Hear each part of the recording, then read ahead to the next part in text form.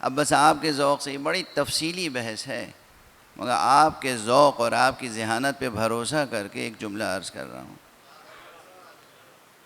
پورا قرآن سامنے ہے میرے اور پورا سرمایہ حدیث سامنے ہے، اور ایک بات عرض کرنا چاہ رہا ہوں جو آپ کا وجدان خود قبول کرتا ہے پہلے سے، اور وہ یہ ہے کہ خدا کی قسم ہم حضرات محمد و آل محمد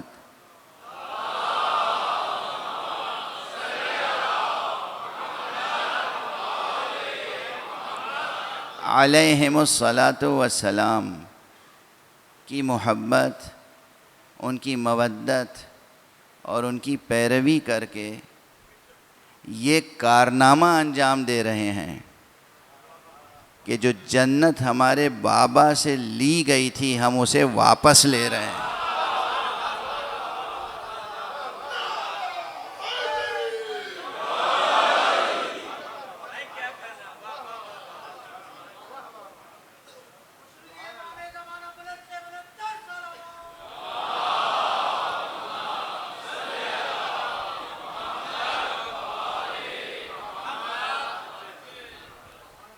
اب ظاہر ہے کہ تقریر و خطابت کا ایک اسلوب ہوتا ہے، اس میں جس اسلوب میں نے بات کہہ دی اور آپ نے سمجھ لی، ہو سکتا ہے کسی پہ یہ جملہ ہی گراں گزرے اور وہ سمجھے کہ بھئی یہ کیا بات کہہ دی۔ تو بس یہی عرض کروں گا کہ وہ مزید مطالعہ فرمائے اور ادبی لطافت کو ادبی لطافت ہی تک محدود رکھے۔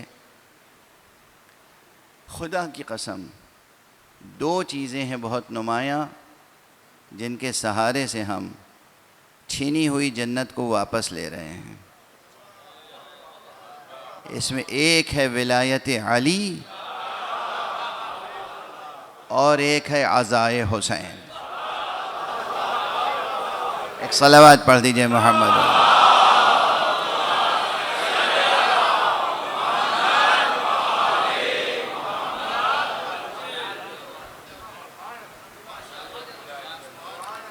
اگر کوئی راسخ ہو ان دو چیزوں میں، بس یہی دو چیزیں، دو جز کا نسخہ ہے،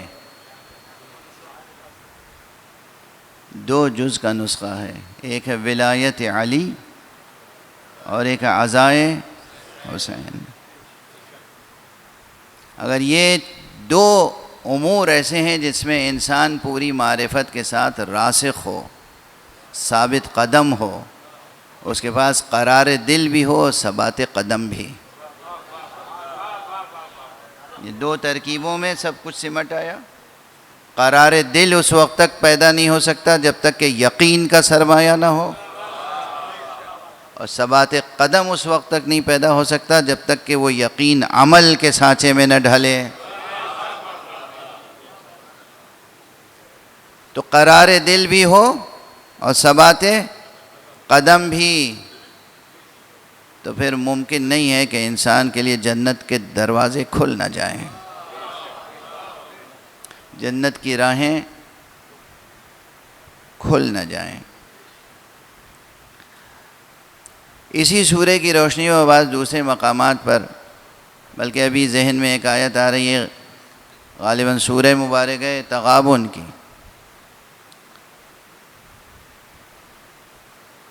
آزمائش، امتحان، مصیبت، ابتلا، یہ ذہن میں رہے اور ارشاد الہی سن لیجئے، ما اصاب من مصیبت الا باذن اللہ ومن یؤمن باللہ یہد قلبہ واللہ بکل شیء علیم۔ کوئی مصیبت ایسی نہیں ہے جو تمہارے اوپر وارد ہو بغیر اذن خدا کے۔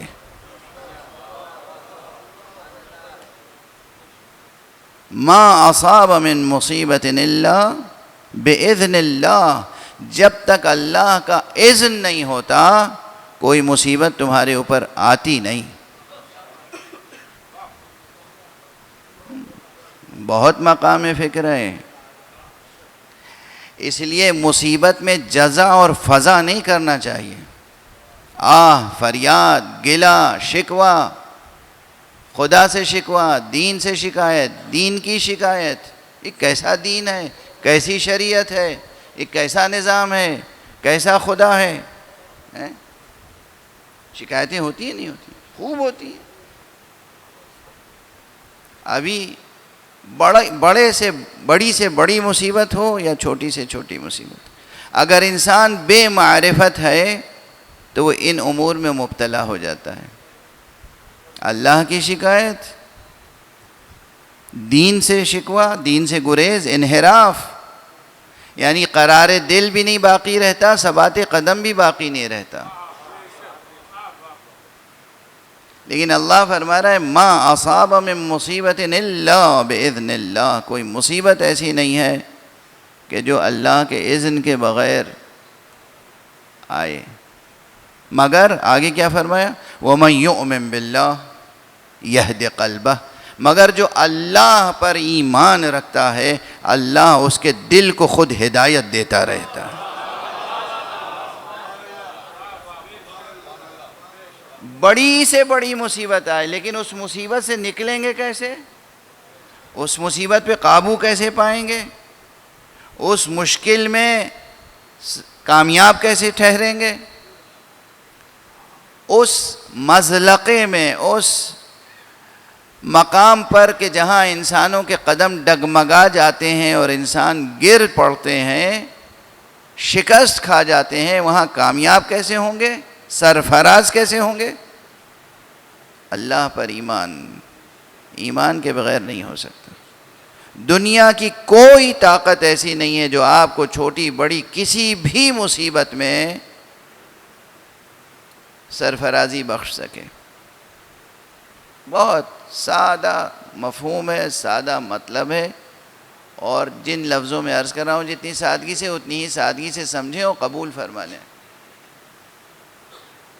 بڑی سے بڑی مشکل ہو یا چھوٹی سے چھوٹی مصیبت ہو،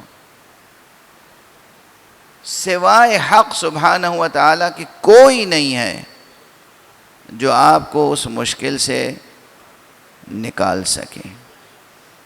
اس لیے ادھر ادھر دیکھنا،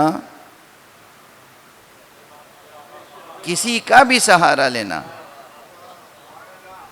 یہ صاحب میری مدد کر دیں گے، وہ صاحب میری مدد کر دیں گے، یہ سیاسی شخصیت ہے میری مدد کر دے گی، وہ سماجی شخصیت ہے میری مدد کر دے گی، وہ صاحب اقتدار ہیں میری مدد کر دیں گے، وہ صاحب اختیار ہیں میری مدد کر دیں گے، وہ سرمایہ دار ہیں میری مدد کر دیں گے. نہ کوئی سرمایہ دار، نہ کوئی صاحب اختیار، نہ کوئی صاحب اقتدار کوئی چارہ جوئی نہیں کر سکتا. اگر کوئی چارہ جوئی کرنے والی ذات ہے تو وہ بس ایک ہے، اور وہ اللہ سبحانہ و تعالی.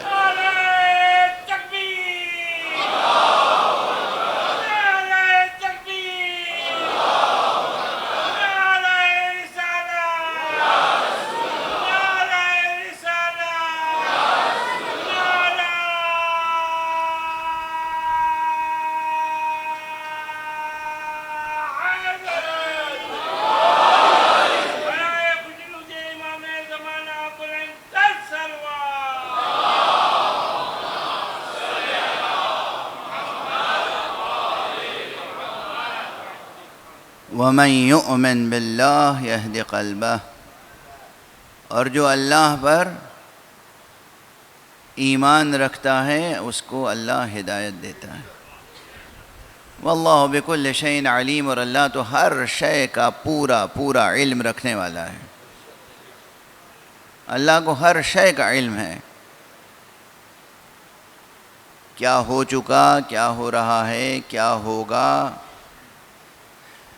جزئیات سے لے کر کلیات تک اور کلیات سے لے کر جزئیات تک اللہ کو ہر شے کا علم ہے. تو اللہ ہی مدد کر سکتا ہے، اور اللہ جب بھی مدد کرتا ہے تو پھر وہ اپنے اسباب کے ذریعے مدد کرتا ہے.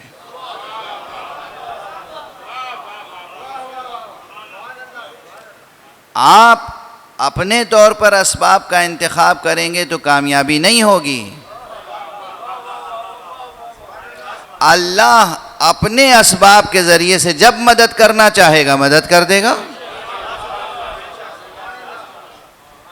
چونکہ وہ ہر شے کا علم رکھتا ہے. تو جب ہماری مدد کرے گا تو کس کے ذریعے سے کرے گا؟ اسی کے ذریعے سے کرے گا نا کہ جس کو اس نے خزینہ دار علم بنایا ہے.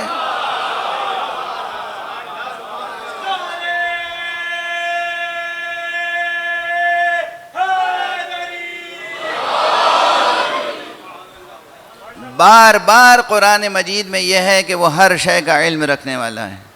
اللہ سبحانہ و تعالی ہر شے کا علم رکھنے والا ہے، کلیات سے لے کر جزئیات تک.